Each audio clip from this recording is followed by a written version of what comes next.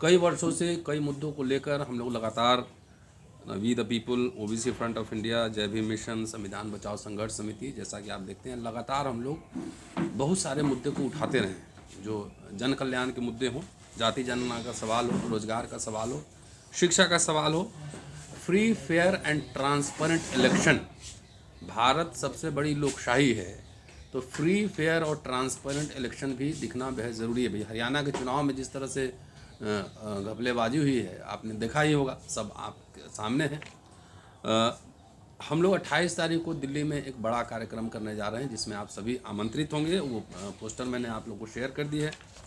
और जो सवाल था कास्ट सेंसस को लेकर, जो शेड्यूल कास्ट और शेड्यूल ट्राइब का जो मैंडेटरी सेंसस होना था, इस सरकार ने, बीजेपी सरकार ने वो भी नहीं करवाया है। और उसका खामियाजा ये हुआ है कि मैं आपको इस साल के बजट का एक आंकड़ा पेश करता हूँ। टोटल जो केंद्रीय बजट है 48,20,512 करोड़ रुपए है, जिसमें से special component plan schedule tribe और शेड्यूल कास्ट का इंदिरा गांधी के ज़माने में मिला था।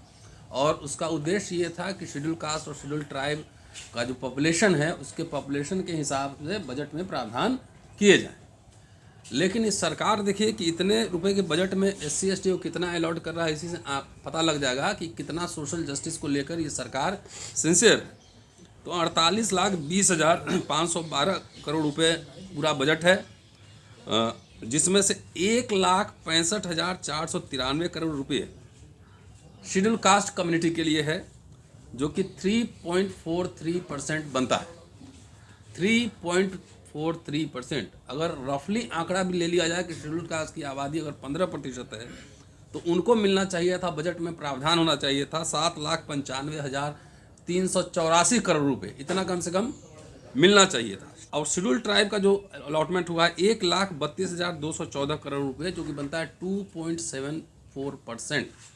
अगर रफली ये आंकड़ा देख लिया जाए, ये भी मान लिया जाए कि अभी 15% ही आबादी शेड्यूल कास्ट की है और 7.5% ही आबादी शेड्यूल ट्राइब की है, तो बजट में जो बनना था वो बनना था 7,95,384 करोड़ रुपए फॉर शेड्यूल कास्ट और 3,95,281 करोड़ रुपए शेड्यूल ट्राइब को मिलना चाहिए था। लेकिन मिला है कितना? 3.43% और 2.74%। तो ये सीधा और सीधा हकमारी हो रही है शेड्यूल कास्ट शेड्यूल ट्राइब की। उनको पॉपुलेशन के हिसाब से मिलना चाहिए था बजट। लेकिन जो भी बजट अलॉट हुआ है, बहुत सारे काम जो है ना, मेट्रो और सड़क बनाने में फंड्स डाइवर्ट किए जा रहे हैं, वो शेड्यूल कास्ट के उत्थान के लिए भी नहीं मिल रहा है। मेरे पास रोज़ मैसेज आते हैं, जो फॉरेन स्कॉलरशिप है बहुत सारे बच्चों को नहीं मिल रहा है, जो पोस्ट मैट्रिक फेलोशिप है बहुत सारे बच्चों को नहीं मिल रहा है। और लोग मुझे कहते हैं कि क्राउड फंडिंग कर दीजिए। भाई रोज़ दिन हम क्राउड फंडिंग नहीं कर सकते ना, ये स्टेट की जिम्मेदारी है। तो इसलिए ये पूरी हकमारी हो रही है। और एजुकेशन का सवाल सबसे महत्वपूर्ण सवाल। आज मोदी साहब कह रहे हैं कि हम 5 ट्रिलियन इकॉनमी बनने जा रहे हैं, 5 ट्रिलियन इकॉनमी।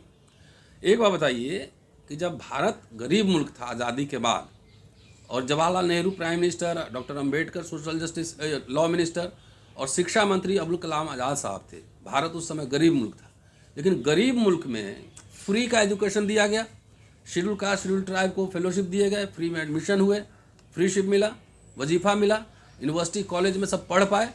आज दिल्ली यूनिवर्सिटी में एक आम बच्चा, मिडिल क्लास का बच्चा भी अगर बाहर का रहने वाला हो नहीं पढ़ सकता। एक बच्चे का रहने का खर्चा 20,000 रुपये है। और पोस्ट मैट्रिक फेलोशिप जो है वो आज के हिसाब से 4,000 रुपये पर मंथ होना चाहिए था। आज के हिसाब से 1977 में जब 47 रुपये मिलते थे, जब आप स्टूडेंट रहे होंगे, तो उस समय सबको वजीफ़ा मिलता था।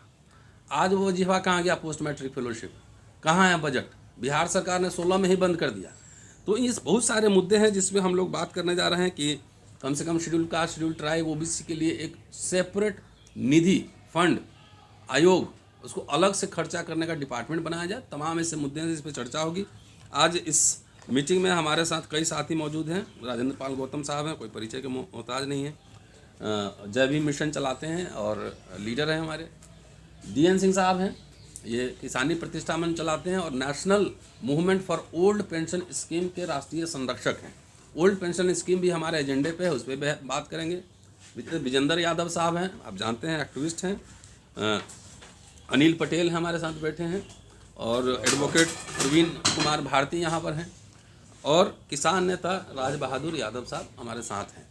तो मैं एक एक करके सभी साथियों से निवेदन करूंगा कि क्या क्या इशू है, किस इशू पे हमें बात रखनी है, क्या क्या मोडस ऑपरेंडी होगा, क्या हम ज्ञापन देंगे, मिलेंगे, प्राइम मिनिस्टर से टाइम मांगेंगे, मिनिस्टर से टाइम मांगेंगे, डेलीगेशन जाएगा, या फिर हम आंदोलन के मोड में जाएंगे, सभा करेंगे, नुक्कड़ सभा करेंगे, लोगों को मोबिलाइज करेंगे, क्या क्या स्ट्रेटजी होगी, हमारे साथ ही बात रखेंगे। तो सबसे पहले गौतम साहब, इसी आने वाली 28 तारीख को सुबह 10 बजे दिल्ली के रामलीला मैदान में हज़ारों की संख्या में दिल्ली के अलग अलग कोने कोने से और आसपास के एनसीआर के क्षेत्र से तमाम लोग इकट्ठे होंगे रामलीला मैदान में। और जैसा अभी प्रोफेसर रतनलाल जी ने बताया कि चारों संगठन मिलके, जिसमें mission Jai Bhim, we the people, OBC front of India, Samvidhan Bachao संघर्ष समिति, ये चारों संगठन मिलके काम कर रहे हैं और मुद्दे स्पष्ट हैं जैसा उन्होंने स्पष्ट करके बताया। आज एजुकेशन इतना महंगा हो गया, मतलब देश को कह रहे हैं कि देश अमीर हो रहा है, 5 ट्रिलियन इकोनॉमी बनने जा रही है भारत की। और ऐसे हालात में अगर देश अमीर हो रहा है तो शिक्षा की व्यवस्था, मुफ्त क्वालिटी एजुकेशन की व्यवस्था हो जानी चाहिए थी। स्कॉलरशिप और ज़्यादा बढ़ना चाहिए था ताकि लोगों को, अपने बच्चों को आगे बढ़ाने में मदद मिल सके। लेकिन जब भारत आज़ाद हुआ और गरीब देश था, तब लोगों को इतनी अच्छी स्कॉलरशिप मिल जाया करती थी कि वो अपने पूरे साल का पढ़ाई का खर्चा, किताबों का खर्चा, हॉस्टल का खर्चा, तमाम तरह की किताबों का खर्चा उसी स्कॉलरशिप से उठा लिया करते थे। लेकिन आज हालात ये है कि एक तरफ मनुस्मृति ख़त्म करके संविधान आया और संविधान के आने से लोगों के पढ़ने के रास्ते खुले। बाबा साहब ने संविधान के माध्यम से पढ़ने के रास्ते खोले, सरकारी नौकरी के रास्ते खोले, एजुकेशनल इंस्टीट्यूट्स में भी रिजर्वेशन देके नौकरी के पढ़ने के रास्ते खोले। लेकिन स्कॉलरशिप से पढ़ने वाले वो लोग बड़े बड़े पदों तक पहुँचे। और आज जब गरीब से भारत अमीरी की तरफ बढ़ रहा है, विकासशील देश है, धीरे धीरे प्रगति के पथ पर है, ऐसे हालात में अगर हम देखें तो देश में शिक्षा को इतना महंगा कर दिया कि जिन वर्गों को पहले पढ़ने का अधिकार नहीं था, जो बाबा साहब ने अधिकार दिया, अब बिना मनुस्मृति लागू किए, बाबा साहब के संविधान के होते हुए आज पैसे के अभाव में लोग पढ़ाई छोड़ने के लिए मजबूर हैं। जैसा उन्होंने कहा कि यहाँ हॉस्टल पे या कहीं भी अगर दिल्ली यूनिवर्सिटी में आके कोई बच्चा बाहर से रहता है तो 20,000 रुपये महीने का खर्चा चाहिए। मैं इससे एक कदम आगे बढ़ के बताता हूँ कि अगर किसी का सरकार के इंजीनियरिंग कॉलेज में सिलेक्शन हो जाता है, लॉ कॉलेज में, नेशनल लॉ यूनिवर्सिटी में सिलेक्शन हो जाता है, तो 4 साल की डिग्री करने के लिए कम से कम 15 से 20 लाख रुपया चाहिए। और देश में अनुसूचित जाति जनजाति के 99% लोग ऐसे हैं जिनके पूरे परिवार की इनकम 15 से 20,000 रुपया है। तो वो बच्चे पढ़ेंगे कैसे? पढ़ाई, पैसे के अभाव में बच्चे पढ़ाई छोड़ रहे हैं। यानी मनुस्मृति की ज़रूरत नहीं है, एक षड्यंत्र के तहत जानबूझ के शिक्षा के खर्च को इतना महंगा कर दिया कि लोग अपना पढ़ाई छोड़ दें। और ऊपर से जो नौकरियां लग जाया करती थी रिजर्वेशन से, एक एक करके सारे सरकारी जो उपक्रम हैं वो बेच दिए गए, प्राइवेटाइज हो गए, और वहाँ हमारे रास्ते लगभग बंद हैं। जितने भी बड़े पूंजीपति अगर आप देखेंगे कि वो कैसे पूंजीपति बने, जो जिस ज़मीन पर उन्होंने फैक्ट्रियाँ लगाई हैं, कारखाने लगाए, वो सरकार से कम दाम पे लिए हैं, और बैंकों में जो आम लोगों का पैसा जमा है वहाँ से उन्होंने लोन लेके अपना व्यापार शुरू किया है। और कहते हैं कि भी प्राइवेट सेक्टर में रिजर्वेशन क्यों होना चाहिए, ये तो प्राइवेट है। मैं पूछना चाहता हूँ, जब आप सरकारी मदद ले रहे हैं, सस्ती दर पर सरकारी ज़मीन खरीद रहे हैं, और लोगों के बैंक में लोगों का पैसा, उसको वहाँ से आप लोन लेके अपना व्यापार शुरू कर रहे हैं, तो भैया उसमें रिजर्वेशन देने में क्या दिक्कत है प्राइवेट सेक्टर में? हम ये नहीं कह रहे हैं आप क्वालिटी मेंटेन मत करिए, हम ये नहीं कह रहे कि आप क्वालिफिकेशन को लोअर डाउन कीजिए। जो भी एफिशिएंसी आपको चाहिए, जो भी क्वालिफिकेशन चाहिए वो आप रखें, लेकिन कम से कम प्राइवेट सेक्टर में रिजर्वेशन तो दें। सरकारी आपने ख़त्म कर दिया, प्राइवेट में आप देंगे नहीं। इतना पैसा लोगों के पास है नहीं, SC ST OBC माइनॉरिटी के लोगों के पास, कि अपना व्यापार कर लें, तो वो लोग आगे बढ़ेंगे कैसे? उनके रास्ते आप बंद करते जा रहे हैं। तो पहला सवाल तो ये है कि हमारे इस आंदोलन में जाति की जनगणना, जाति की गणना, हर जाति की गणना, चाहे वो SC ST OBC माइनॉरिटी या कोई भी हो, जनरल कैटेगरी में भी, एक बार ये पता तो लग जाए किस किस जाति की जनसंख्या कितनी है, किस किस जाति में कितने ग्रेजुएट है, कितने पोस्ट ग्रेजुएट है, कितने लो ग्रेजुएट है, कितने इंजीनियरिंग ग्रेजुएट है, कितने मेडिकल ग्रेजुएट है, कितने मैनेजमेंट किए हुए हैं। हर जाति का पता तो लगे, और साथ में ये भी पता लगे कि कितने लोग सरकारी नौकरी में किस किस जाति के हैं, क्योंकि एक तरफ उपवर्गीकरण का आप जजमेंट दे के कि भाई किसी को ज़्यादा मिल गया इसलिए जिसको नहीं मिला उसको देना है, ये कह के उपवर्गीकरण सरकारों ने करना शुरू कर दिया, कोर्ट से भी निर्णय आ गया। लेकिन ऐसा तो कोई डाटा ही नहीं है कि किस जाति की कितनी जनसंख्या है और सरकारी नौकरी में उनको हिस्सा कितना मिला है। तो जब तक ये इम्पिरिकल डाटा नहीं होगा तब तक पता कैसे चलेगा। इसलिए जाति की गणना, इकोनॉमिक सर्वे, शैक्षणिक सर्वे, सामाजिक सर्वे, सोशियो इकोनॉमिक सर्वे, ये पूरा होके आए, पता लगे कि खेत की ज़मीन कितने लोगों पे कितनी कितनी है, व्यापार में किस किस समाज के किस किस लोगों की क्या स्थिति है, वो सारा डाटा तो सामने आए। क्योंकि जब तक डाटा नहीं आएगा किसकी कितनी संख्या है, किसको देश की तरक्की में कितना हक मिला है, इसलिए जिसकी जितनी संख्या उतना उसका हक ये मिलना चाहिए। और वो तभी हो पाएगा जब जाति गणना हो जाए, सोशियो इकोनॉमिक सर्वे हो जाए, शैक्षणिक सर्वे हो जाए, ताकि एक डेटाबेस तैयार हो जाए। इसलिए जाति की गणना होना जरूरी है। और हम एक डेमोक्रेटिक कंट्री में रहते हैं और डेमोक्रेटिक कंट्री में चुनाव बेहद महत्वपूर्ण है। जनता चुनाव अपनी सरकार चुनती है, लेकिन यहाँ तो ईवीएम से चुनाव हो रहे हैं। आए दिन ईवीएम के बारे में तरह तरह के खुलासे आ रहे हैं, तरह तरह के आरोप लगते हैं। हम लोगों ने इतना लंबा आंदोलन चलाया लेकिन राजनीतिक पार्टियों ने साथ नहीं दिया। अब वही राजनीतिक पार्टियाँ कह रही है कि ईवीएम से वोट की चोरी हो रही है, सरकारें बन रही हैं। तो मैं कहना चाहता हूँ कि ये फ्री फेयर एंड ट्रांसपेरेंट चुनाव कराने के लिए ज़रूरी है कि ईवीएम हटना चाहिए, बैलेट पेपर वापस आना चाहिए। तो हमारे इस आंदोलन के जो 28 नवंबर 2024 को रामलीला मैदान में होने वाला है, उसके अनेकों मुद्दे हैं, जिसमें दो महत्वपूर्ण मुद्दे जो हैं, एक जाति की गणना, सोशियो इकोनॉमिक सर्वे, और दूसरा ईवीएम हटे, बैलेट पेपर वापस आए। इसके साथ साथ प्राइवेट सेक्टर में रिजर्वेशन मिले। जितने सरकारी ठेके हैं उन ठेकों के अंदर भी SC ST OBC के लोगों को उनको हिस्सेदारी मिलनी चाहिए। तो ये तमाम मुद्दों को लेकर हम लोग बात करेंगे और एक आंदोलन तैयार करेंगे, रामलीला मैदान के माध्यम से आह्वान करेंगे पूरे देश का, ताकि उसके बाद सतत प्रयास करते हुए लगातार पूरे देश का एक आंदोलन तैयार किया जा सके, ताकि लोगों को पता तो चले कि आखिर जाति जनगणना की मांग हो क्यों रही है, और अगर जाति गणना होती है तो उसके इफेक्ट क्या होंगे, क्योंकि अभी लोगों को ज़्यादा पता नहीं है। तो इस आंदोलन के माध्यम से पूरे देश के कोने कोने तक हम अपनी बात को पहुंचाएंगे, लोगों को जागरूक करेंगे और राजनीतिक पार्टियों को एहसास कराएंगे कि अगर राजनीतिक पार्टियां सत्ता चाहती है तो वो बताएं कि अगर वो सत्ता में आएंगी क्या वो हमारे इन मुद्दों को पूरा करेंगे। एन सिंह हूँ, दिल्ली गवर्नमेंट में मैं कर्मचारियों का लीडर था और पेंशन आंदोलन से जुड़ा हूँ, उसका राष्ट्रीय संरक्षक हूँ। रिटायरमेंट के बाद मैं किसानी विष्णु मंच का राष्ट्रीय अध्यक्ष भी हूँ। इस आंदोलन से, सामाजिक आंदोलनों से मैं जुड़ा हूँ। तो जो मुद्दे इन्होंने जिक्र किए हैं उसमें से मैं सबसे पहले प्राथमिक मुद्दा मानता हूँ कि जो बच्चों की, मासूम बच्चों की शिक्षा दे के काबिल बनाना और बीमार आदमी का इलाज कराना, हेल्थ एंड एजुकेशन गवर्नमेंट और समाज की जिम्मेदारी होनी चाहिए, ये बिल्कुल जायज़ बात है। दूसरी बात जो सबसे महत्वपूर्ण और ये है, दूसरी बात कि जो चुनाव हुए हैं, आज़ादी का सबसे बड़ा हमारा जो आउटपुट है वो वोट डाल के सरकार बनाने का है। लेकिन पिछले 8-10 सालों में हम ये देख रहे हैं कि लोगों के वोट से सरकार नहीं बन रही, ना प्रतिनिधि चुने जा रहे हैं। तो ये ईवीएम उसमें सबसे ज़्यादा भूमिका में है, लेकिन ब्यूरोक्रेसी उसमें बहुत खुलेआम बदमाशी में उतरी हुई है। इसके लिए हमें समाज को जागृत करना पड़ेगा और समाज को संगठित करके मत विभाजन को रोकना पड़ेगा। इसके लिए पिछले साल हमने चुनाव से पहले पब्लिक का एक घोषणा पत्र जारी किया था। मैं सभी लोगों से इसकी अपील करूंगा कि हम दोबारा से उसे निकाल रहे हैं कि जो जनता के मुद्दे हैं, विभिन्न सेक्शन हिंदुस्तान में है, जाति व्यवस्था इस देश में है, वर्ण व्यवस्था इस देश में है, विभिन्न किस्म के वर्ग यहाँ हैं, किसान हैं, नॉन किसान हैं, तो उन सब के मुद्दे शामिल करके छात्रों के, युवाओं के, महिलाओं के एक कॉमन मुद्दा एजेंडा बनाया जाए और उसमें मत विभाजन रोका जाए। इसके लिए मैं सभी लोगों से अपील करते रहता हूँ। 28 नवंबर के प्रोग्राम में हम लोग किसान संगठनों से सबसे अपील करेंगे कि वो इसमें शामिल हों और जो ये आंदोलन, जो जनता के आम मुद्दे हैं, उसको लेके लोगों में जागरूकता अभियान चलाया जाना चाहिए। मत विभाजन को रोका जाए और जनता में बताया जाए कि उनके जो सरकार है वो कारपोरेट की सरकार है। कारपोरेट के लिए वो सब कुछ करने को तैयार हैं, पब्लिक के लिए कुछ भी करने को तैयार नहीं है।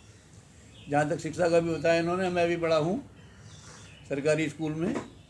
58-54 कुछ फीस जाती थी, मतलब कोई मायने ही नहीं था फीस का, और मैं अधिकारी बना पढ़ के। लेकिन अभी हमारे गांव में जो प्राइमरी स्कूल है जिसमें मैं पढ़ा और डॉक्टर होने गांव में बहुत सारे लोग और अधिकारी बने, उसी वहाँ भी स्कूल में 15-16 बच्चे पढ़ते हैं और वहाँ कुछ भी नहीं है। मतलब बहुत ही ख़राब स्थिति में है।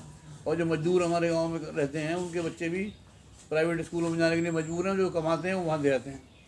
बीमार हो जाए तो अस्पतालों में आप देखते हैं क्या स्थिति है। तो ये जो मुद्दे इन्होंने उठा रखे हैं, इन मुद्दों पर सामाजिक जागरूकता के अभियान में आप लोग प्रेस वाले लोग हैं, आप लोगों का भी बहुत बड़ा भूमिका इसमें है। और सभी लोग जितने भी किसान संगठन हैं, मजदूर संगठन है, औद्योगिक मजदूरों के संगठन है, छात्र और युवाओं के संगठन है, इन सबको मिलकर सामाजिक आंदोलन को मजबूत करना चाहिए। मुझे यही कहना। 28 तारीख को दिल्ली के रामलीला मैदान में 90% बहुसंख्यक समाज के हक अधिकार की लड़ाई के लिए और उनको वाजिब हिस्सेदारी आर्थिक और सामाजिक और राजनीतिक और प्राइवेट सेक्टर में दिलाने के लिए व्यू द पीपल तमाम सामाजिक संगठनों को लेकर एक सामाजिक न्याय महाकुंभ का आयोजन सुबह 10 बजे से शाम 5 बजे तक दिल्ली के रामलीला मैदान में करने जा रही है।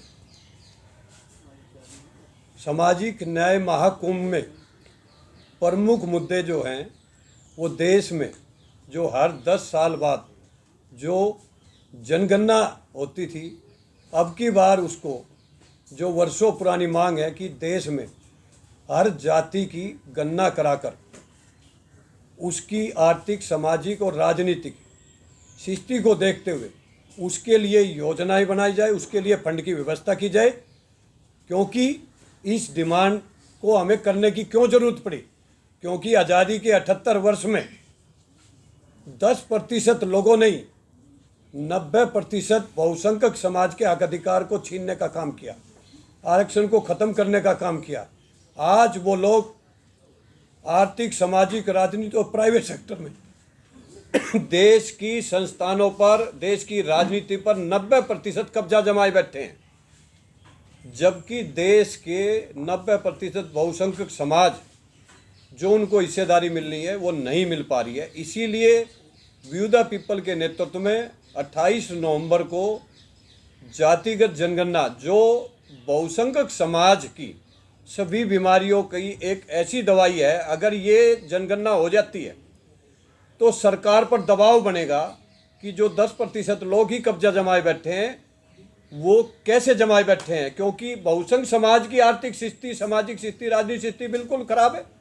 तो कहीं ना कहीं हमारी सबसे पहली मांग है और सबसे बड़ी डिमांड है कि अब की बार जो जनगणना होने जा रही है वो जनगणना नहीं, वो SC, ST, OBC और माइनॉरिटी नहीं, देश में उन 10% जो मन्नुवादी लोग हैं उनकी जनगणना हमारे से पहले कराई जाए कि कैसे वो 90% कब्जा जमाए देश की संख्या उस पर आर्थिक, सामाजिक, राजनीति पर बैठे हुए हैं। ये देश की जनता जानना चाहती है। तो हमारी सबसे बड़ी डिमांड है जातिगत जनगणना कराई जाए। दूसरा, अभी हमारे साथियों ने बताया 2014 से लेकर आज 24 आ चुका, लोकसभा के कई चुनाव हो चुके हैं, अनेकों विधानसभा राज्यों में चुनाव हो चुके हैं, अभी दो तीन राज्यों में अभी होने जा रहे हैं। कहीं ना कहीं 14 से लेकर अब तक जो बाबा साहब ने हमें संविधान में वोट डालने का हक दिलाया था, वो वोट की ताकत भी EVM ने छीन ली हमारे से। तो कहीं ना कहीं ये EVM से बनी हुई सरकार है, ये हमारी वोट की ताकत से बनी हुई सरकार नहीं है। तो ये निष्पक्ष ईमानदारी से EVM से चुनाव नहीं हो पा रहा है। इसलिए हमारी व्यू द पीपल के नेतृत्व में ये डिमांड है कि अब की बार जो भी चुनाव आया उस चुनाव को बैलेट पेपर से कराया जाए ताकि निष्पक्ष चुनाव हो और जो देश के 140 करोड़ लोग ईमानदारी से वोट जिसको देते हैं वही सरकार चुनकर सत्ता में, विधानसभा में आए, ताकि वो सभी को साथ लेकर आर्थिक, सामाजिक, राजनीतिक हिस्सेदारी दिलाने का काम करे। इसके साथ साथ साथियों, ये तो प्रमुख मुद्दे हो गए। इसके साथ साथ आप आपने देखा होगा कि ओल्ड पेंशन का भी हमारे साथी बैठे हुए थे। ओल्ड पेंशन के साथ आप सोचिए कि आज जो राजनेता जो सरकार में बैठे हुए हैं, एक एक MLA, एक एक MP 6 पेंशन ले रहा, और जो देश की सरकार में 60 साल तक देश की सेवा करता है उसकी पेंशन भी छीनी जा रही है। चाहे वो अग्निवीर बनाकर छीनी जा रही है, चाहे वो हमारे सरकारी संस्थानों को गेल, बेल, रेल, हवाई अड्डा, बस अड्डा सबको प्राइवेट सेक्टर में लाकर, इसका एक सीधा सा मतलब जाता है कि कहीं ना कहीं ये वर्तमान में जो बहुसंख्य समाज के खिलाफ जो सरकार बैठी हुई है, ये प्राइवेट सेक्टर करने का इसका एक ही रीजन है कि SC ST OBC और माइनॉरिटी के लोग जो 78 वर्षों में जो बड़े बड़े डॉक्टर, इंजीनियर, IPS बड़े बड़े अधिकारी बन रहे हैं, राजनेता में जा रहे हैं, इनको कैसे रोका जाए। तो इसलिए वो प्राइवेट सेक्टर कर कर कहीं ना कहीं हमें जो है आरक्षण को छीनने का काम कर रहे हैं। बाबा साहब के संविधान ने जो हमें हक दिलाया, संविधान को तोड़ने का काम कर रहे हैं। इसलिए हमारी 28 नवंबर को जो दिल्ली के रामलीला मैदान में सामाजिक न्याय महाकुंभ होने जा रहा है, मैं खासकर देश के सभी सामाजिक संगठनों से, देश के सभी 90% बहुसंख्य समाज के देशभक्तों से, डायमूल निवासियों से कहना चाहता हूँ, बहुत हो चुका है। 78 वर्ष देश को आज़ाद हो चुके हैं। कहीं ना कहीं आज हम सब लोगों को बाबा साहब के पद चिन्हों पर, फूले के मंडल के पद चिन्हों पर चलना पड़ेगा, उनकी तरह संघर्ष करना पड़ेगा और एकजुट होकर जिस दिन हम अपने महापुरुषों के पद चिन्हों पर चलेंगे, कोई ताकत नहीं जातिगत जनगणना होने से रोक दे और EVM हटाकर बैलेट पेपर से चुनाव होने से रोक दे, संविधान को कोई हाथ लगा दे, कोई आपके आरक्षण को हाथ लगा दे। इसलिए आओ 28 नवंबर को दिल्ली के रामलीला मैदान में सुबह 10 बजे से पहले पहुंचकर अपनी संख्या दिखाए और अपनी ताकत दिखाए और इस सरकार को झुकाकर बड़ा आंदोलन करना पड़े वो भी करेंगे, वोट की ताकत इनके खिलाफ करनी पड़े वो भी करेंगे और जातिगत जनगणना कराकर 90% लोगों को आर्थिक, सामाजिक और राजनीति और प्राइवेट सेक्टर में हिस्सेदारी दिलाकर दम लेंगे। इसलिए मैं सभी से आह्वान करता हूँ आज चैनल के माध्यम से भारी संख्या में पहुँचकर इस महाकुंभ को, सम्मेलन को कामयाब करें। या आपके आने वाली बच्चों को आज वर्तमान में जो हक अधिकार छिड़ा उसको रोकने के लिए, जो वर्तमान में अत्याचार अन्याय हो रहा है उसको न्याय दिलाने के लिए ये महाकुंभ का आयोजन विद द पीपल के तमाम संगठनों के नेतृत्व में हो रहा है। इसलिए आपसे विनती है कि ज़्यादा से ज़्यादा संख्या में पहुंचकर इसको कामयाब करें। लोग जो मुद्दे हमारे हैं उसको प्रमुखता से पूरे देश के आम जनसंख्या तक ले जा रहे हैं, उसके लिए मैं आपको बार बार कोटि नमन धन्यवाद करता हूँ।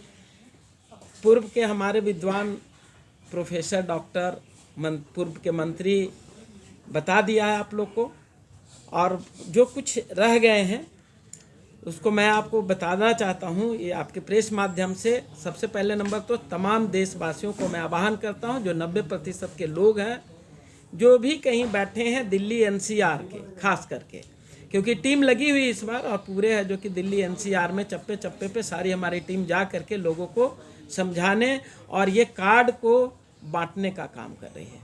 आप सभी के लिए वहाँ पे लंच की व्यवस्था है, जलपान की व्यवस्था है और अपने अगले पीढ़ी की हक अधिकार की लड़ाई में आपको आने के लिए न्योता भी है। इस न्योता में आपको बहुत अच्छे चीज़ मिलेंगे। जो आपकी हक लड़ाई है, जो आपके बच्चे के हक को छीना जाता है, जैसा कि पहले बोला गया, कहाँ कहाँ हकमारी हो रही है। रिजर्वेशन हम लोग को ऐसे गाली जैसे शब्द दिया जाता है, लेकिन रिजर्वेशन को हथकंडे कितने अपनाए गए हैं इन लोग के थ्रू, ये आपको मैं जानकारी देना चाहता हूँ कि SC ST OBC आज नहीं बोलने वाला हूँ, आप लोग भी जान लीजिए। OBC अगर कोई बोले तो इनको टोक देना है। हमारा जो बाबा साहब ने दिया संविधान में, SC BC की बात किया है, सोशली और एजुकेशनल की बात किया है, बैकवर्ड क्लासेस की, सोशली और एजुकेशनली बैकवर्ड क्लासेस है। OBC का कोई नहीं, ये वर्गीकरण का पार्ट है और उसमें क्या क्या दिया है, SC BC और SC ST में भी, अभी SC ST में नहीं है वर्गीकरण, लेकिन SC BC में वर्गीकरण कर दिया गया है, जिसमें क्रीमी लेयर का मानदंड लगा दिया गया है, जो कि बहुत छोटा अमाउंट है, जो हर आदमी, हर बच्चा उस क्रीमी लेयर को एग्जम्प्ट नहीं करता। इसकी वजह से जो हमारी लड़ाई है, जो ताकतवर लोग, जो पूंजीपति चंद लोग हैं, 1%, बिहार की जाति जनगणना कहती है कि मात्र 1% के लोग जो कि सक्षम है SC BC के, और उनके ऊपर क्रीमी लेयर जैसे मानदंड को लगा दिया गया। हमारी न्यायपालिका में नगण्य हम लोग कहीं केस मुकदमा नहीं कर सकते हैं, केस मुकदमा करते भी हैं तो हमारे तरफ जस्टिस नहीं आता। मीडिया, हमारे नेशनल मीडिया हमारे कवरेज नहीं देती है। इसलिए हमारे लिए सबसे बड़ी चीज़ें हैं कि SC BC उच्च न्यायपालिका के साथ साथ ये सारे चीज़ें हम लोग को, अब हमारे बच्चे के जो आरक्षण है, जिसमें या तो नियुक्ति है या तो बच्चे के हायर एजुकेशन है, 10th क्लास तक का कोई ऐसा प्रावधान है नहीं, लेकिन जो नियुक्ति और ये जो हमारे अपॉइंटमेंट में है उसमें कई हथकंडे हैं। एक उसमें भी रोस्टर प्रणाली दी गई है। रोस्टर SC BC के लिए ज़्यादा किया गया है और SC ST के लिए भी किया गया है। उसमें हम लोग 5वें 6ठे पे नंबर आता, कहाँ का न्याय है कि पहला दूसरा तीसरा अनरिजर्व कैटेगरी में चला जाता है और चौथा नंबर के हकदार हमें बनते हैं, जबकि 49.5% हमारा अगर है, हम बार बार कहते हैं इस चीज़ को कि 49.5% हम लोग का आरक्षण है, तो हमें 1/1 के रेशियो मिलना चाहिए, या हम कहें कि इसको बाइनरी रोस्टर में तब्दील करना चाहिए। 13/200 ये भी गलत है, इसको हम लोग खारिज करते हैं। हम लोग 1/1 रोस्टर की मांग करते हैं। दिल्ली में एक बहुत बड़ी चैलेंज है।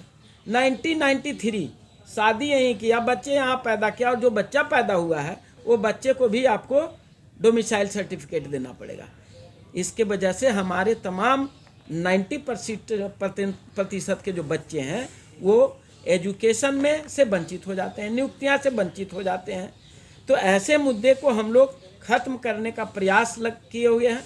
हमने जगह जगह चिट्ठियाँ लिखी है, जगह जगह हम लोग है जो कि और भी मेमोरेंडम देंगे। क्लास A और B के अंदर हमारे बच्चे पिछड़ते हैं। A और B में इंटरव्यू से बच्चे टॉपर जो होते हैं उनको भी रोक दिया जाता है, और उसकी वजह से हमारी प्रतिनिधित्व घटता, और उसमें इन तमाम हथकंडे को लेकर के नोट फाउंड सुटेबल जैसे वर्ड को लाए हैं और उसको बैकडोर से भर देते हैं, अपने लोगों से भर देते हैं। लेटरल एंट्री का तो कुछ कहना ही नहीं है। आप लोग सब जानते हो कि लेटरल एंट्री के थ्रू कौन से जो लोग जाते हैं। IIM की सारी सीटें SC ST की नहीं, वो SC BC के भी बच्चे वहाँ पे नहीं पहुँच पा रहे हैं, और मैक्सिमम IIM की सीटें जो कि सबसे बड़ी बिजनेस मैनेजमेंट की कोर्सेस होती है उसमें खाली होता है। तो जब तक हम लोग एजुकेटिव हमारे बच्चे नहीं निकलेंगे, और जो मेंबर ऑफ पार्लियामेंट की बात किया जाए, मिनिस्टर जो बनते हैं जिनकी सत्ता होती है उनको तो पहले ही नसबंदी कर दिए जाते हैं, उनके पास तो कोई राइट ही नहीं छोड़ते हैं। उसमें हमारे ऑलरेडी एक मंत्री महोदय दिल्ली सरकार से छोड़ करके और हमारे साथ जुड़े हुए हैं, क्योंकि उनको भी रोका गया। तो ये तमाम मुद्दे के लिए हम लोग आप सब से गुजारिश करूंगा कि पूरे देशवासियों को आह्वान करता हूं कि अपने हक अधिकार के साथ साथ अपने आने वाली पीढ़ी के लिए आप रामलीला मैदान के अंदर एक दिन का समय दीजिए। पहले जो भी वक्ता बोल के गए हैं मैं उनके साथ सहमत हूं, क्योंकि हक अधिकार की लड़ाई अगर ऐसे लोग नहीं लड़ेंगे तो सारा हक अधिकार छीना जा रहा है। मैं किसान होने के नाते ये भी बताना चाहता हूँ, आज किसानों के साथ सबसे बड़ा अन्याय हो गया है, और जो भी उनके साथ वादा किया गया सब वादा खिलाफी है। सरकार से सबको क्या चाहिए? शिक्षा, स्वास्थ्य सुरक्षा। शिक्षा, स्वास्थ्य सुरक्षा की कोई बात ही नहीं होती, कभी चर्चा नहीं होती। हमारे नेता भी जो PDA के द्वारा चुन के गए हैं उन्होंने संविधान को हाथ में लेके शपथ लिए हैं। मौका है, आगे आने वाली 25 तारीख से सत्र चलने वाला है। आप लोग अगर संविधान की शपथ लिए हैं तो आवाम के हक अधिकार की लड़ाई की बात करिए, क्योंकि ये आपको भी भटकाना चाहेंगे। आपको भटकना नहीं, आपको सिर्फ सरकार से हमें यही अनुरोध करना है, हमें शिक्षा, स्वास्थ्य सुरक्षा अगर हमारी ये छिन गई। और रही बात किसानों की, देखा जाए तो किसान राष्ट्रभक्त होते हैं। खेती से बड़ी कोई कंपनी नहीं, अनाज से बड़ा कोई प्रोडक्ट नहीं, और किसान से बड़ा कोई राष्ट्रभक्त नहीं। आज किसानों की वो बदहाली है कि फांसी खाने पे, क्योंकि उनका कोई आर्थिक मूल्य नहीं। MSP कह करके फिर भी नकार गए। अब तो किसान की बात करना भी बंद हो गया। अनाज तैयार है, फसल तैयार है, कोई लेने वाला नहीं है। तो हमें सभी से अनुरोध है कि 28 तारीख को पूरे देशवासियों के हर संगठन से, हर सामाजिक संगठन से, क्योंकि आने वाली पीढ़ियां गुलाम होने जा रही हैं। ये नवीन रियासतीकरण देश का शुरू हो चुका है, और इलेक्शन को पारदर्शिता लाएं, EVM को हटाएं। EVM हमारे यहाँ का नहीं, बैलेट पेपर से चुनाव करा करके पारदर्शिता ला करके, क्योंकि संविधान में जो हमें बाबा साहब ने अधिकार दिया था वह अधिकार भी हमारा छीना जा रहा है। इस सामाजिक न्याय महाकुंभ में सभी से अनुरोध है, जो हमारे पहले वक्ता मंत्री जी और प्रोफेसर साहब सभी ने आह्वान किया है, उसमें अगर आप लोग अभी भी चूक जाते हो तो आने वाली पीढ़ियां गुलाम हो जाएंगी, आपकी शिक्षा, स्वास्थ्य, सुरक्षा सब छिन जाएगी। तो बताओ आने वाले समय में हम कैसे रहेंगे। इसलिए मिटा दो जुल्म की हस्ती, यही WTP और सभी संगठन का पैगाम है। अरे हम सब भारतवासी हैं, संघर्ष करना हमारा काम है। सभी से अनुरोध, 28 नवंबर 2024 को रामलीला मैदान में बहुसंख्यकों के न्याय एवं वाजिब हिस्सेदारी के लिए जो महाकुंभ किया जा रहा है, इसके लिए मैं देश के सभी संगठनों से जो 90% आबादी के हक और अधिकार की बात करते हैं, मैं उन सब को करबद्ध निवेदन करता हूं कि आप लोग इस महाकुंभ में आकर 28 नवंबर 2024 को 10 बजे आप वहां आइए और इस प्रोग्राम को सफल बनाइए, ताकि आने वाली पीढ़ियां आपको आपके कामों के लिए याद करें और आपके अच्छे उसके जो नतीजे निकलेंगे उससे हमारे बच्चों के भविष्य बेहतर होंगे। इन बातों के साथ साथ हमारे पूर्व वक्ताओं ने बताया सारे मुद्दों को कि किस प्रकार और कौन कौन से मुद्दे पे वहाँ पे चर्चा होगी, जिसमें बहुत सारे मुद्दे थे। एक मुद्दा मैं भी आप लोगों को स्पष्ट रूप से बता देना चाहता हूँ कि भाईचारा और राष्ट्र निर्माण को ध्यान में रखते हुए WTP, OBC front of India, mission Jai Bhim और संविधान बचाओ संगठन, हम सब लोग भाईचारा और राष्ट्र निर्माण को ध्यान में रखते हुए नेशन बिल्डर कैटेगरी की मांग रखते हैं। और नेशन बिल्डर कैटेगरी को दो लाइनों में परिभाषित करने का प्रयास करता हूं कि जो जनरल कैटेगरी जो आज के तारीख में रखा गया है, उसके जगह पर जो समुदाय एक कैटेगरी से, जैसे SC अगर कोई OBC से शादी कर ले, OBC अगर जनरल कैटेगरी के लोगों से शादी कर ले, तो उन लोगों को नेशन बिल्डर कैटेगरी में रखा जाए और इस प्रकार के लोगों के लिए एक अलग से हिस्सेदारी सरकार में दी जाए, ताकि इस देश में जात पात और भेदभाव की व्यवस्था खत्म हो। अंत में फिर से मैं आप लोगों से आह्वान करता हूं कि 28 नवंबर 2024 को रामलीला मैदान में 10 बजे आकर इस न्याय महाअधिकार कुंभ को आप लोग सफल बनाएं और अपने बच्चों के भविष्य को बेहतर करने में एक कदम आगे और बढ़ाएं। धन्यवाद।